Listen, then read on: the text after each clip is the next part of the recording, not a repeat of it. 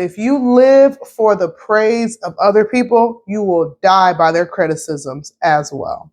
Hey guys, Tiffany Ofili Porter here, where I discuss all things life after sport. Now, as your big sister, auntie, homegirl, whatever you want to call me, I am here to be a sounding board and just to remind you why we do ourselves a huge disservice when we live our lives for other people. It's just not a good look to be overly consumed with what other people are thinking about us, and even worse, if you let their opinions affect how you live your life. Now, it is one thing to seek the advice of wise counsel, because I am a proponent of that. I do think there's a time and place to consult those who are better or wiser than you for their opinions, and to be discerning on who you get that information from.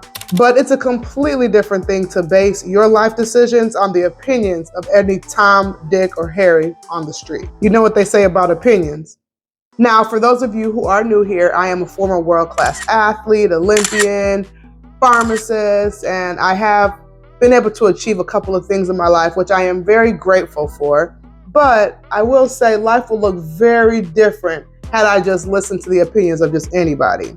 For example, sports are for boys, track isn't a real sport, you can't be a successful sprint hurdler at a cold school like the University of Michigan, you must go to a private school to be successful, pharmacy is boring, you should become a physician, you can't get your doctorate while you're running track professionally, you and Jeff spend too much time together, you should marry a Nigerian man, 23 is too young to get married, you should move out of Michigan, breastfeeding after 12 months is weird, y'all, and the list goes on and on. Even though folks may have something to say about your timeline, your decisions, or really anything else pertaining to your journey, remember that it is your story and it's beautiful in its own right. So here are the 3 reasons why we should not live our lives for others. Number 1, happiness is an inside job. I am a firm believer that happiness is a choice, and we have to make the conscious decision day in and day out to be happy. If you are living your life for others and pulling your happiness from that, you are setting yourself up for major disappointment in the long run. No marriage, spouse,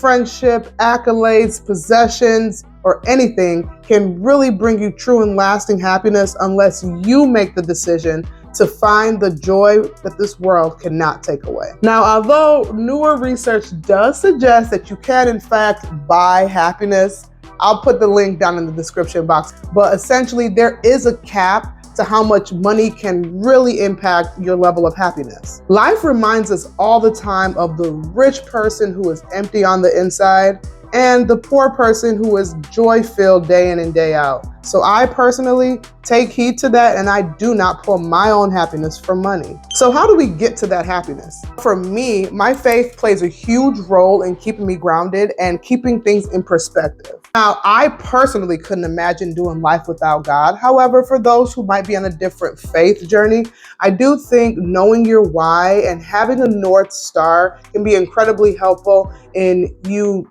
dealing with those disappointments when life throws you curveballs and you have to work to find that happiness. Even though you can't control the hand that you are dealt, you can control how you respond to it and how you bounce back from life's disappointments. I've also found that having a sense of gratitude will do loads on helping you to keep things in perspective and ultimately lead to your happiness. Number 2, you have to deal with the consequences alone. When we live our lives solely to please others, we might end up with a sense of resentment or even worse, regret. Sacrificing your own dreams and ambitions can ultimately lead to feelings of dissatisfaction and unfulfilled potential. And over time, these emotions can have detrimental effects on our mental health and our well-being. Each of us have unique interests, passions, and talents that make us unique and special. And these passions and values shape our identity. Living life for others sometimes requires us to suppress or even neglect our authentic selves to kind of meet those external expectations. By prioritizing our own needs and desires, we can live a life that truly aligns with who we are and our own values and aspirations. If I would have listened to the misguided advice that sports is only for boys, the doors that athletics opened for me would have remained closed and my life today would have looked drastically different. Living life for others can also result in a lack of personal boundaries and self-care. And y'all know I'm big on self-care. Constantly putting the needs of others before yours can lead to exhaustion, burnout, and neglecting your own well-being, which, y'all, we don't want to do that, right? Not in 2024. Absolutely not. By the way, pause. If you are finding this video useful, go ahead and like, comment, and subscribe and join the family, because you guys, we're going hard all 2024 and it's up for all of us. So let's be on this train together. But let me get back to it. It is crucial to establish healthy boundaries so we can take care of ourselves mentally, physically, and emotionally to have a more fulfilling and balanced life. Number 3, we only get one chance at life.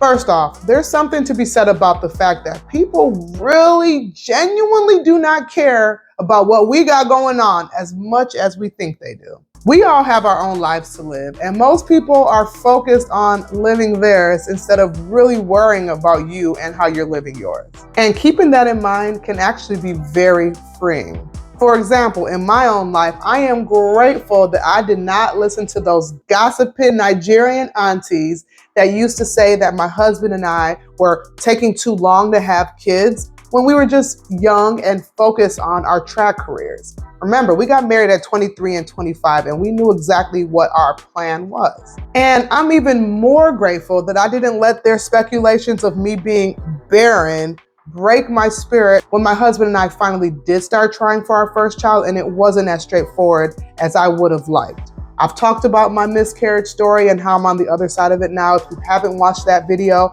I'll put it in the cards and the description. But I'm a miscarriage survivor, and focusing on other people's opinions when you're going through one of the hardest times in your life is just not a good look. So take it from me, do not worry about what other people are thinking about you. That's none of your concern. A moral here is that if you live for the praise of other people, you will die by their criticisms as well. So what you got going on behind closed doors is nobody's business besides your own. Ultimately, living life for other people can hinder your own personal satisfaction with your life and your personal development. True happiness comes from living an authentic life that is in alignment with your interests, your passions, and your values. When we prioritize our own needs and desires, we are more likely to live a life of purpose and contentment.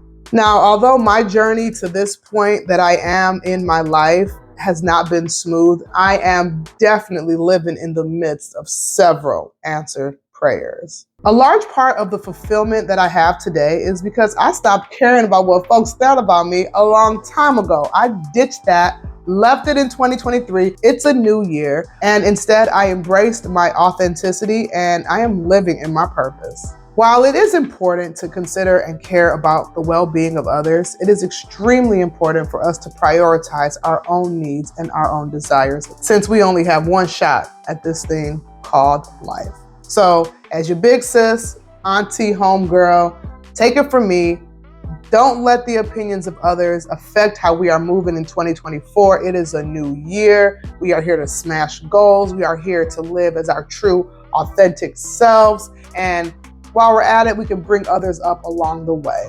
I hope this video was useful, you guys. If you enjoyed it, go ahead and leave a comment, like this video, share it with somebody who can level up in 2024, who might find it useful. Join the family if you are interested, and I will see y'all in the next video. Peace.